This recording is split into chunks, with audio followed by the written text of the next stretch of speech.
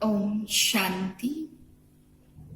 ज्ञान का भोजन करने से पहले मन और बुद्धि को स्वच्छ बनाने के लिए 2 मिनट शिव बाबा की याद में बैठेंगे। सारा ध्यान समेट लें, इस शरीर से भी समेट कर मस्तक के बीच में एकाग्र कर लें। मैं परम पवित्र, शुद्ध, निर्मल, स्वच्छ आत्मा हूं। मुझसे सफेद रंग की किरणें निकलकर फैल रही हैं।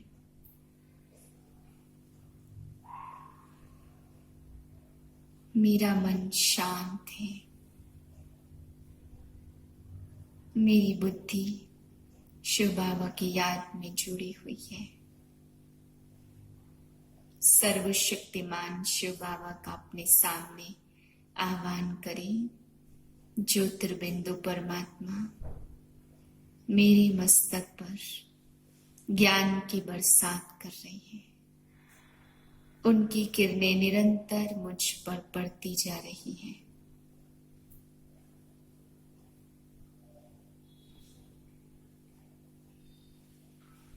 नौ 10-2020 के महावाक्य हैं।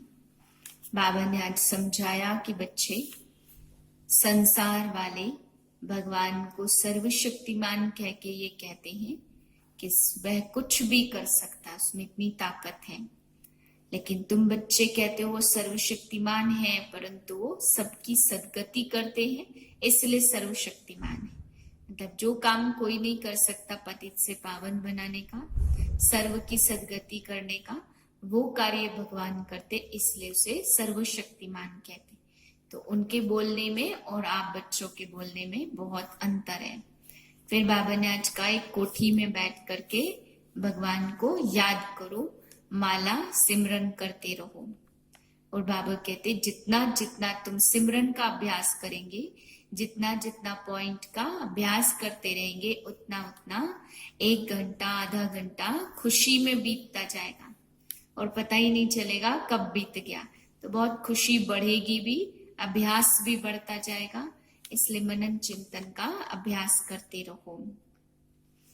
मीठे बच्चे सवेरे सवेरे उठ बाबा से मीठी मीठी बातें करो। विचार सागर मंथन करने के लिए सवेरे का टाइम बहुत अच्छा है। प्रश्न है, भक्त भी भगवान को सर्वशक्तिमान कहते और तुम बच्चे भी, लेकिन दोनों में अंतर क्या है? उत्तर है, वह कहते भगवान जो चाहे वह कर सकता, सब कुछ उसके हाथ में है। लेकिन बाप कहते हैं मैं भी ड्रामा के बंधन में बंधा हुआ हूं। बाप को सर्वशक्तिमान इसलिए कहा जाता क्योंकि उनके पास सर्व को सद्गति देने की ताकत है। वह ऐसा राज्य स्थापन करते जिसे कोई छीन नहीं सकता। बाप कहते बच्चे ड्रामा सर्वशक्तिमान है। ओम शांति किसने कहा? बाबा ने। ओम शांति यह किसने कहा? दादा ने। अब तुम बच्चों ने यह पहचाना, ऊंच ते ऊंच की महिमा तो बहुत भारी है। कहते हैं सर्वशक्तिमान है तो क्या नहीं कर सकते हैं। बाप कहते हैं तुम मुझे याद करो तो विकर्म विनाश होंगे और सर्व शक्तियां प्राप्त होंगी तो विश्व पर राज्य करेंगे। तुम बच्चे नंबरवार याद कर खुशी में आते हो। अगर समझते हो कि नाटक है तो शुरू से लेकर वह नाटक याद रहना चाहिए, नहीं तो नाटक कहना ही रॉन्ग हो जाता है। कहते भी है नाटक है, पार्ट बजाने आए हैं, तो उस नाटक के आदि मध्य अंत को भी जानना चाहिए ना। यह भी कहते हैं हम ऊपर से आते हैं, तब तो वृद्धि होती रहती है। सतयुग में थोड़े मनुष्य थे, इतनी सब आत्माएं कहां से आई यह कोई समझते नहीं है कि अनादि बना बनाया अविनाशी ड्रामा है जो आदि से अंत तक रिपीट होता रहता। तुम बाइस्कोप शुरू से अंत तक देखो, फिर दोबारा रिपीट करके अगर देखेंगे तो चक्र हूबहू रिपीट होगा, जरा भी उसमें फर्क नहीं पड़ सकता। बाप मीठे मीठे बच्चों को कैसे बैठ समझाते, कितना मीठा बाप, बाबा आप कितने मीठे हो, बाबा बस अभी तो हम चलते हैं अपने सुख धाम में, अभी मालूम पड़ा है आत्मा पावन बन जाएगी तो दूध भी वहां पावन मिलेगा। श्रेष्ठाचारी माताएं बहुत मीठी होती है, समय पर बच्चे को आपे ही दूध पिलाती हैं, बच्चे को रोने की दरकार नहीं होती। ऐसे ऐसे यह भी विचार सागर मंथन करना होता है। सुबह को बाबा से बातें करने में बड़ा मजा आता, बाबा आप कितनी अच्छी युक्ति बताते हो श्रेष्ठाचारी राज्य स्थापन करने की, फिर हम श्रेष्ठाचारी माताओं की गोद में जाएंगे। अनेक बार हम नई सृष्टि में गए हैं, अभी हमारे खुशी के दिन आते हैं, यह खुशी की खुराक है, इसलिए गायन भी है। अतीन्द्रिय सुख पूछना हो तो गोप गोपियों से पूछो। अब हमको बेहद का बाप मिला है, हमको विश्व का मालिक बनाते, कल्प कल्प हम राज्य भाग्य लेते हैं, हार खाते फिर जीत पाते, तो अभी बाप को याद करने से ही रावण पर जीत पानी है, फिर हम पावन बन जाएंगे। वहां लड़ाई दुख आदि का नाम नहीं है, कोई खर्चा नहीं है। भक्ति मार्ग में जन्म जन्मांतर कितना खर्चा किया, कितने धक्के खाए, कितने गुरु किए, अब फिर आधा कल्प हम कोई भी गुरु नहीं करेंगे, शांति धाम सुख धाम में जाएंगे। बाप की महिमा तो अपरम अपार है। अभी हम राजयोग सीखते हैं तो उसका यादगार यह देलवाड़ा मंदिर है। बाबा ने कैसे साक्षात्कार कराए और फिर चित्र बैठकर बनवाए हैं, बाबा ने ही साक्षात्कार कराया और फिर करेक्ट भी किया। कितना वंडर है, सारी नई नॉलेज है, किसको भी इस नॉलेज का पता नहीं है। अब तुम सतो प्रधान बनने का पुरुषार्थ कर रहे हो, बाप तुम्हें तीसरा नेत्र देने की कथा सुनाते हैं। सुनाने वाला एक ही बाप है, जो फिर भक्ति मार्ग में कथा चलती है। तीजरे की अमर कथा और सत्यनारायण की कथा मशहूर है। ज्ञान से तुम बच्चे साल्वेंट बनते हो, देवताएं बहुत धनवान पदमपति बनते हैं। एक ही खंड रहता है आधा कल्प और फिर सारे खंड इमर्ज होंगे नंबरवार। मकान को पोछी आदि लगाई जाती है तो इन ऋषि मुनियों में भी ताकत है जो भारत को थमाते हैं। भारत महान पवित्र था, वही पतित बन गया है। ऊंचते ऊंच बाप का पार्ट मशहूर होता है ना, तो जब बाप आते हैं पहले पहले तो बाप की पहचान देनी है।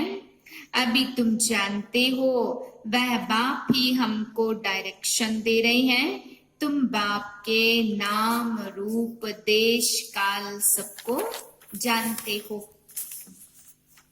भारत का प्राचीन राजयोग माना याद, याद से ही विकर्म विनाश होते हैं और पढ़ाई से स्टेटस मिलती है, दैवी गुण धारण करने हैं। हाँ इतना जरूर है कि माया के तूफान आएंगे।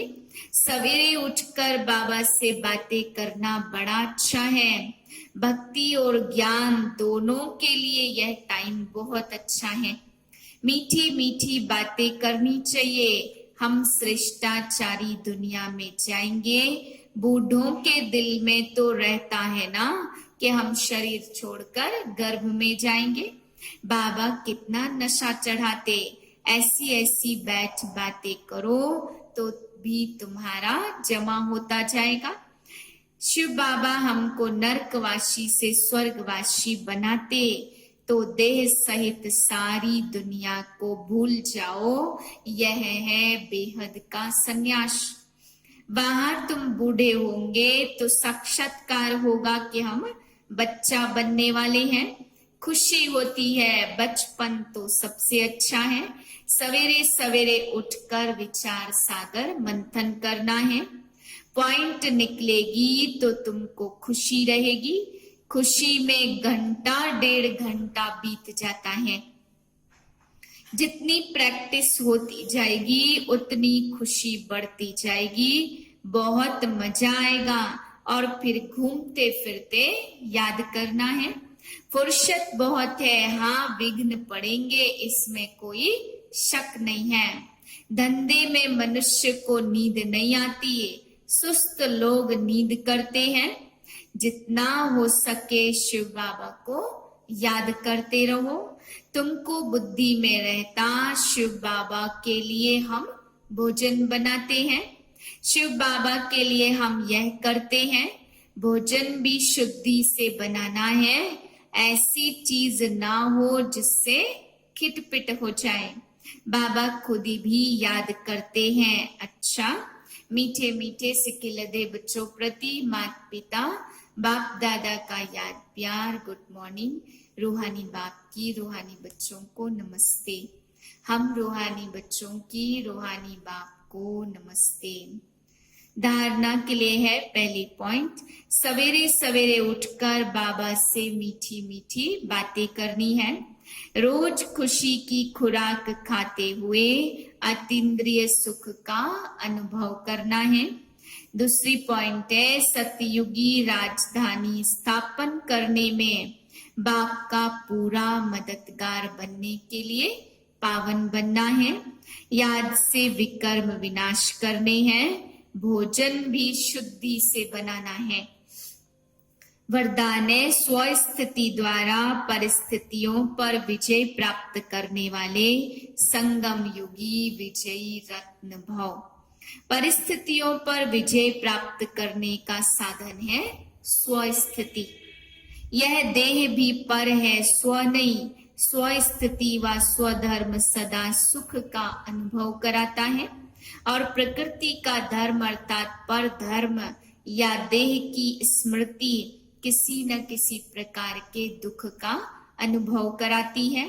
तो सदा जो सो स्थिति में स्थित रहता वह सदा सुख का अनुभव करता है। उसके पास दुख की लहर आ नहीं सकती। वह संगम युगी विजयी रत्न बन जाते हैं। स्लोगन है, परिवर्तन शक्ति द्वारा व्यर्थ संकल्पों के बहाव का फोर्स समाप्त करो। मातेश्वरी जी के अनमोल महावाक्य हैं। इस अविनाशी ईश्वरी ज्ञान प्राप्त करने के लिए कोई भी भाषा सीखनी नहीं पड़ती। अपना जो ईश्वरी ज्ञान है वह बड़ा ही सहज और मीठा है। इससे जन्म जन्मांतर के लिए कमाई जमा होती। यह ज्ञान इतना सहज है जो कोई भी महान आत्मा अहिल्या जैसी पत्थर बुद्धि या कोई भी धर्म वाला बालक से लेकर वृद्ध तक कोई भी प्राप्त कर सकता है।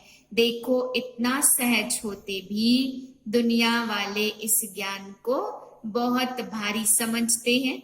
कोई समझते हम बहुत वेद शास्त्र उपनिषद पढ़कर बड़े बड़े विद्वान बने, उसके लिए भाषा सीखनी पड़े, बहुत हठ योग करे तब ही प्राप्ति हो सकेगी। लेकिन यह तो हम अपने अनुभव से जान चुके हैं कि ज्ञान बड़ा ही सहज और सरल है, क्योंकि स्वयं परमात्मा पढ़ा रहा है। तो इसमें ना कोई हठ योग है, ना जप तप, ना शास्त्रवादी पंडित बनना, ना कोई इसके लिए संस्कृत भाषा सीखने की जरूरत है। इसमें ना कोई नेचुरल आत्मा को अपने परमपिता परमात्मा से योग लगाना है। भल कोई इस ज्ञान को न भी धारण कर सके तो भी सिर्फ योग से भी बहुत फायदा होगा। इससे एक तो पवित्र बनते, दूसरा कर्म बंधन भस्मीभूत हो जाते हैं और कर्मातीत बनते हैं। इतनी ताकत है इस सर्वशक्तिमान परमात्मा की याद में।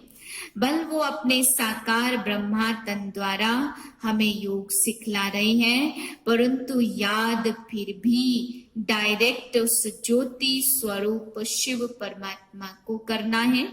उस याद से ही कर्म बंधन की मैल उतर जाएगी।